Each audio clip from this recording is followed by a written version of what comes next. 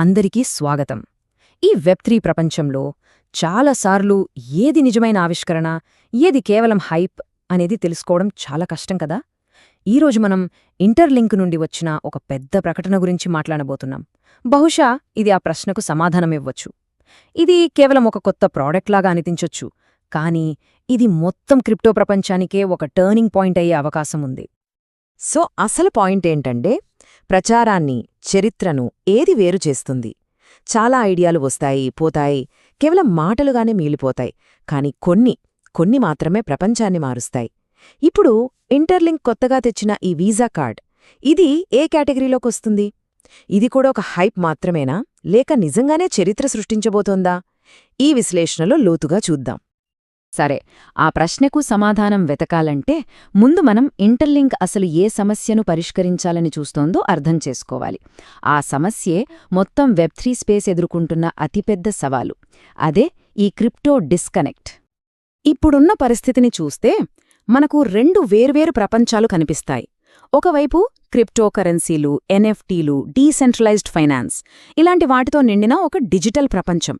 దానికి దాని సొంత రూల్స్ ఉంటాయి. మరోవైపు మన నిజ జీవితం. మనం రోజూ కిరాణా షాప్కి వెళ్తాం, కాఫీ తాగుతాం, బిల్లులు కడతాం.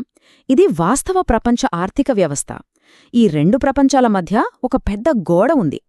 ఈ కోడ్ చూడండి, ఇది సమస్యకు అసలు కారణమేంటో సూటిగా చెప్తోంది. చాలా ప్రాజెక్టులు నిజంగా జనాలకు ఉపయోగపడే ప్రోడక్ట్స్ తయారు చేయడం మీద కాకుండా, వాటి గురించి కేవలం హైప్ క్రియేట్ చేయడం, మార్కెటింగ్ చేసుకోవడం మీదే ఎక్కువ ఫోకస్ పెడుతున్నాయి. అందుకే క్రిప్టో ఇప్పటికీ చాలామందికి ఏదో అర్థం కాని, క్లిష్టమైన విషయంగానే ఉండిపోయింది. సో అసలు ప్రశ్నేంటంటే, ఈ రెండు వేర్వేరు ప్రపంచాలను ఎలా కలపాలి? డిజిటల్ డబ్బుని మన రోజువారీ జీవితంలోకి ఎలా తీసుకురావాలి? ఇంటర్లింక్ దీనికి ఒక సొల్యూషన్ కనుగొన్నట్టుంది. అదొక బ్రిడ్జ్, ఒక వంతెనను నిర్మించడం ద్వారా.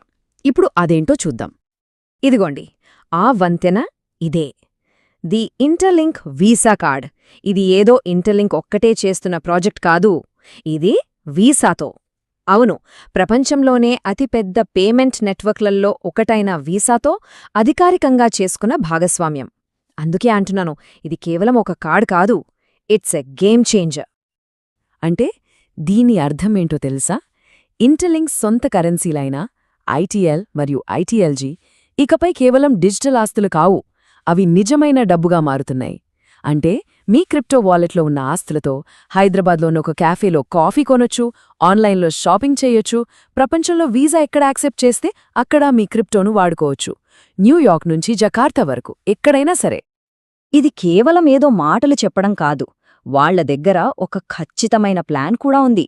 ఈ టెక్నాలజీని వీలైనంత ఎక్కువ మందికి చేర్చాలని ఇంటర్లింక్ ప్రతి నెల 500 కార్డులను తన యూజర్లకు ఉచితంగా ఇవ్వబోతోంది.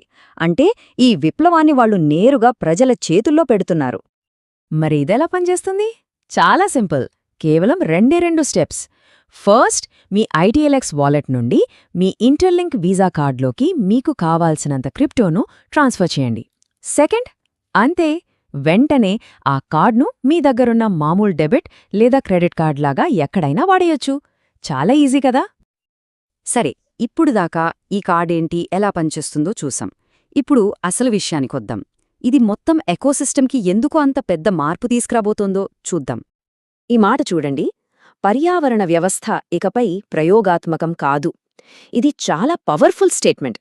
ఎందుకంటే ఒక టెక్నాలజీ కేవలం డెవలపర్లు, కొంతమంది టెక్ గీక్స్ మాత్రమే వాడినప్పుడు దాన్ని మనం ఒక ప్రయోగం అంటాం. కానీ ఎప్పుడైతే అదే టెక్నాలజీని ఉపయోగించి మనం రోజువారీ ఖర్చులు చేయగలుగుతామో అప్పుడది ప్రయోగం కాదు, అది మన నిజ జీవితంలో ఒక భాగమైపోతుంది. అందుకే దీన్ని ప్రపంచస్థాయి మౌలిక సదుపాయాలు అంటున్నారు. అంటే ఏంటంటే, ఒక ప్రాజెక్ట్ తన చిన్న బుడగలో ఉండిపోకుండా బయట ఉన్న అసలైన ఆర్థిక వ్యవస్థతో, అంటే ట్రెడిషనల్ ఫైనాన్స్తో నేరుగా కనెక్ట్ అవ్వడం.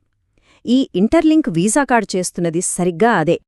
కాబట్టి మనం ఒక విషయం స్పష్టంగా అర్థం చేసుకోవాలి. ఇది ఏదో ఇంటర్లింక్ యాప్లో వచ్చిన ఒక చిన్న ఫీచర్ అప్డేట్ కాదు. ఇది ఒక కొత్త శకానికి నాంది.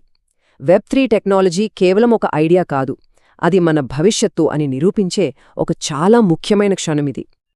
ఫైనల్గా ఈ వీసా కార్డ్ వెనుక ఉన్న అసలు విజన్ ఏంటి, వాళ్ల లాంగ్ టర్మ్ గోల్ ఏంటో చూద్దాం. ఇది ఒక కొత్త స్టాండర్డ్ను సెట్ చేయడం గురించిన విషయం.